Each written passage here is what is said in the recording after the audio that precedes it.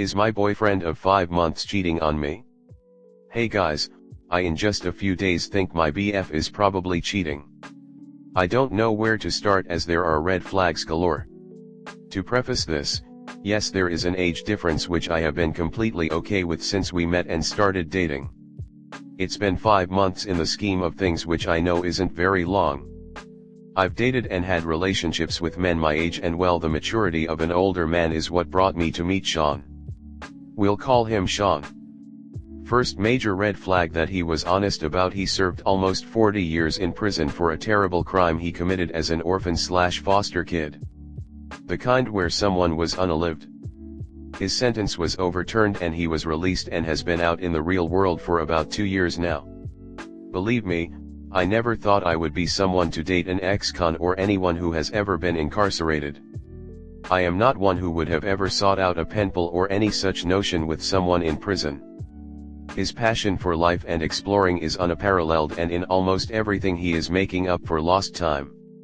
He was honest with me about his past on our first date and gave me all of the information needed to read up about him, as he and his past crime are highly Googleable, as he put it. I was in an all-time low at the time and decided that I didn't care too much about my own safety and that whatever would happen would happen. The relationship surprisingly thus far has been relatively healthy. I had been on a weight loss journey prior to meeting Sean, and he is very physically active, which he made clear was a necessity for any partner of his. I rose to the occasion. I've still been actively losing weight even though I am still a big girl. I go hiking with him, we practice yoga, I quit all of my vices, smoking weed, nicotine, copious ridiculous amounts of caffeine, getting my finances in better shape so that I can be a better and more responsible partner, all in an attempt to grow with him. From the beginning of our relationship he made it clear that he had options as far as partners and had brought it up pretty regularly to start.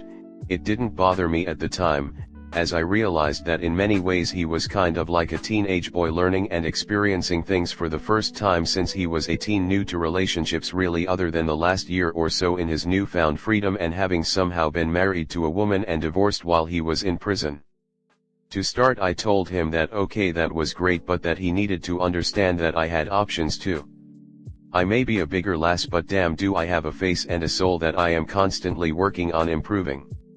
I left it at that. Also, that monogamy is important to me, so if he still felt the need to go experience, flirting, dating other women, that I totally understood since he is new to the outside world, but that I wouldn't be a part of that. I would excuse myself and it was fine. We've been together now 5 months. I'm almost the healthiest I've ever been, and I'm the smallest weight I have been in years. I have learned, however, that he has some narcissistic and manipulative tendencies, which I imagine was a learned coping mechanism to living in maximum security prison for as long as he had been. He lies by omission, he gaslights me, and completely disconnects when I get upset and try to explain to him why I am upset. He'll just kind of say life is too short to be unhappy with anything, which to a degree I understand, because to him life is now great and wonderful and full of possibilities now that he isn't behind bars. For example, he will do something that is upsetting to me in the relationship. I'll go to express my upset so that we can talk about it and figure out how to move forward, and instead he will cut me off with the life is too short line or something similar, and then I won't hear from him for days. He'll kind of come back because admittedly I have a ruthless cut-off game 2 days later when he starts to get worried that he won't hear from me. This has happened many times already. He works remotely with a non-profit and sometimes has to travel to the headquarters an hour away. Early on in our relationship I found out that when he went to the city for work and had to be there for a couple of days that he wasn't getting a hotel, he was staying with an ex-girlfriend.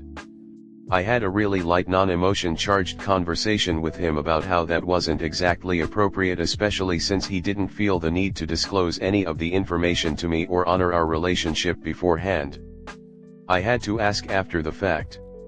He said he understood and that he wouldn't be staying alone with his ex anymore going forward. Fast forward, the last couple of months have been hard.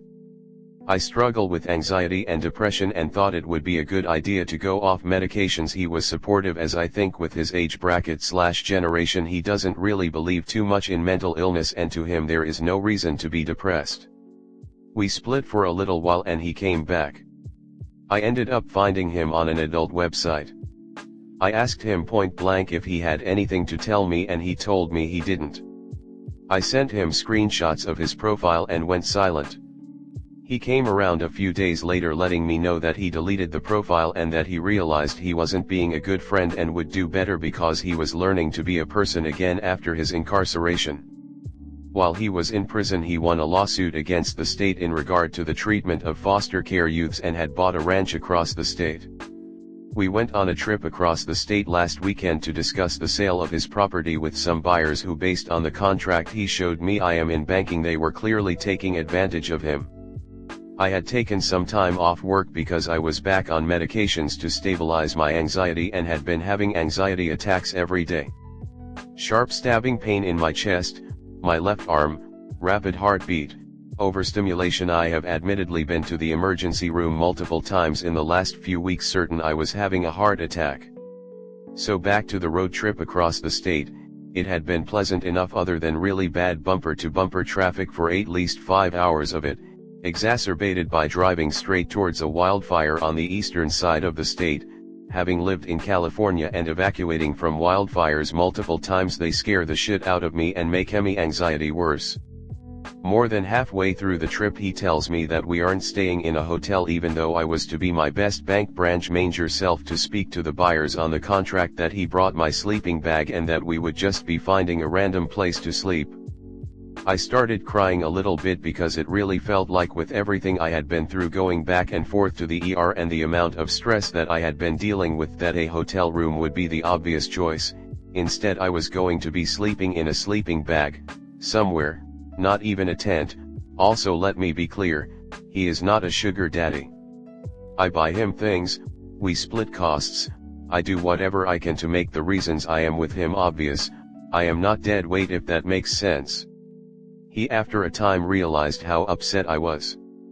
It had been a long road trip, detours from the wildfire and me having consistent anxiety pains through my body the entire time. He finally asked me to see about finding a hotel room at about 9 o'clock at night, and as it turns out all of the hotel rooms were full from people being evacuated from the wildfires. He found a park, pulled out my sleeping bag and wanted me to sleep at a picnic table. I put my head down at one point in the dark, upset with being exposed to the elements when I've been feeling so terribly, and when I looked up 10 minutes later he had left me there. Other cars had pulled up and could see me head down at the park table. He had gone back to his car out of view of where I was and was fiddling with his phone. It got worse. I know that when I get emotional that I can be hard to calm down. We had fought the last part of trip ever since he told me that I would be sleeping outside before the business meeting he had brought me there for. He told me that I was a great burden to him and that after seeing me in the upset state I was in, that he didn't even want anything to do with me. So I told him that I agreed and that after that trip was over I didn't want to see him again.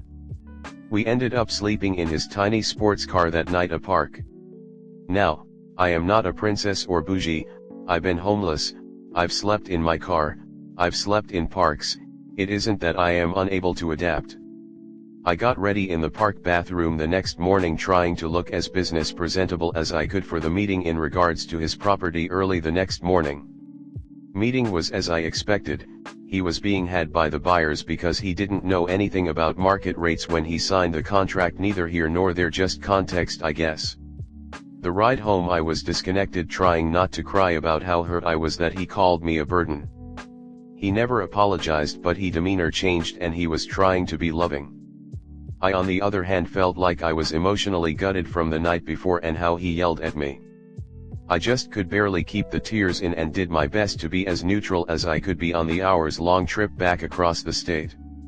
Towards the end he yelled at me for not getting him directions in time to make a turn onto the highway. I cried again, already emotionally exhausted, but tried to keep my tears to a minimum because I was stuck with him in the car for hours without any other way home. We got back and communication shut down again for days. I ended up apologizing to him because I knew I was having problems with my anxiety and acquiesced that I didn't exactly make the trip fun due to my mental turbulence. A few days later he told me that he would be spending a couple of days in the city for work, which was fine. After he left though, it dawned on me that we didn't stay in a hotel because he didn't have the budget for it, even though I would have gladly helped pay for a safe warm place to sleep, so where was he going to be staying when he went in the city? He had already left when I asked him. He had obviously had no problem omitting it, but then he told me that he was going to be staying with a woman named Margaret, a friend whom I had never heard about. He said that she had a long-time partner but that he would not be present. I found her on his Facebook, single, younger than him, active. He shut down communication with me when I told him that it was pretty inappropriate, especially since he wasn't going to tell me until I asked. He said his only other options were to sleep outside or in his car. He did neither of those things.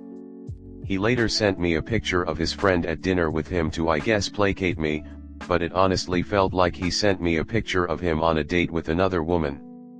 He called me to tell me that he just told her all about me and put me on speakerphone as I was telling him that if he wasn't willing to sleep in his car that night, especially since days before he told me what a burden I was over our sleeping arrangements. Anyway, again he came home from the city and assured me of only their friendship and how he didn't like jealousy.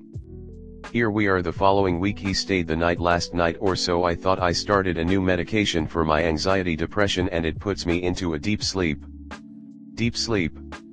I was having nightmares and actually was startled awake at 1 a.m. And he was gone. I called out for him, then went downstairs, front door unlocked and his car was gone. I had never even felt him leave. I called him, he said he couldn't sleep and since he was going to be in the city again the next couple of days, that he wanted to beat the morning traffic I used to make the same commute, and as long as you leave at 5 or 6 a.m. you beat the traffic and it's about an hour and a half commute. He said he was at a park and was going to sleep. I haven't heard from him at all. I know this is a lot of information and I apologize if it's disjointed and hard to read. I just want some outside context here. Is it me? Am I being ridiculous? Any advice or insights are greatly appreciated. Comment. I'd give you an award if I had one. I'm sorry, but to be told about a 40-year prison sentence involving a murder on the first date, I would have grabbed my purse and excused myself to the ladies' room and left out the window. This woman has zero self-respect. Saddest thing I've read in a while. This has to be someone's writing assignment for college LMFAO. Props to anyone who makes it through the whole thing. This guy's a complete nightmare. You're going to find out he's lying about a lot more than this. He's not a man, he's a little boy, and he's purposely preying on vulnerable people, which you alluded to about yourself. Nobody who's been in prison for 40 years has lots of options with anyone of quality. It's just not possible. You need to run far, far away. Girl, just know. He's cheating, you deserve better and there is better out there. Maybe just focus on yourself and your health before getting into another relationship. Either way, no man is worth this much emotional turmoil and upset. He has no respect for you.